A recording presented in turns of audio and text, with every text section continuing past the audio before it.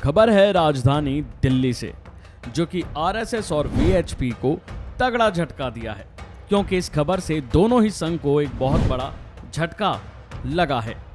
ये खबर कार्यकर्ताओं से लेकर आला कमान सब में तेजी से फैल गई। बता दें कि दिल्ली स्थित विश्व हिंदू परिषद और राष्ट्रीय स्वयंसेवक संघ के दफ्तर को बम से उड़ाने की धमकी मिली है। जैसे ही ये धमकी मिली, वैसे ही दोनों दफ्तरों में खलबली मच गई। विश्व हिंदू परिषद के दफ्तर के सेकंड फ्लोर पर एक शख्स घुस गया और उसने दफ्तर को बम से उड़ाने की धमकी दे डाली। हालांकि इसके बाद वीएचपी के कार्यकर्ताओं ने उसे पकड़कर दिल्ली पुलिस के हवाले कर दिया। लेकिन हैरानी की बात तो देखिए, ये दफ्तर को बम से उड़ाने की धमकी देने वाला कोई और नहीं, बल्कि खुद एक आरएसएस का समर्थक है। अब सवाल ये उठ रहा है, जो आप भी सोच रहे हैं और जो हम भी सोच रहे हैं, वो खुद आरएसएस का समर्थक होकर फिर उसने दफ्तरों को बम से उड़ाने की धमकी आखिर क्यों दी? तो चलिए आपको बताते हैं कि आखिर इसके पीछे की क्या है वजह।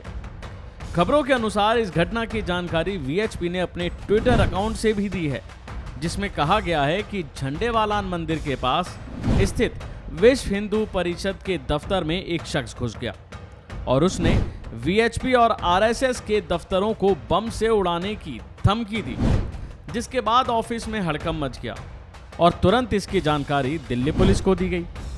धमकी देने वाले शख्स को तब तक पकड़े रखा जब तक पुलिस नहीं आई, और जब पुलिस आई तो उसे पुलिस के हवाले कर दिया। अब यहां से कहानी शुरू होती है पुलिस और आरोपी की, जिसने ये धमकी दी। अब इस मामले में central district DSP Shweta Chauhan ने बताया कि आरोपी को पुलिस ने हिरासत में लिया है और पहाड़गंज थाने में उससे पूछताछ की गई है। आरोपी से दिल्ली पुलिस की स्पेशल सेल और स्पेशल ब्रांच की टीम ने पूछताछ की है। गिरफ्तार आरोपी मध्य प्रदेश का रहने वाला है और इसका नाम प्रिंस पांडे है। आरोपी की उम्र 26 साल है और वो अपने आप को ग्रेजुएट बता रहा है, लेकिन फिलहाल अभी उसका ऐसा कोई दस्तावेज नहीं मिला है और वो 22 जुलाई को अपनी मौसी के साथ दिल्ली आया था। पुलिस पूछताछ में उसने बताया कि उसकी एक शिकायत है कि उसके गांव के परिवार का ईसाई धर्म में परिवर्तन करा दिया गया था, जिसके लिए वह इंसाफ मांग रहा है और इसी इंसाफ के लिए वो दर दर भटक रहा था, लेकिन उसकी कहीं कोई मदद ही नहीं कर रहा था। वो बार बार दफ्तरों में जाता, दरवाज़ा खटखटाता और ये बात बताता, लेकिन इस पर किसी ने कोई रिस्पॉन्स नहीं दिया।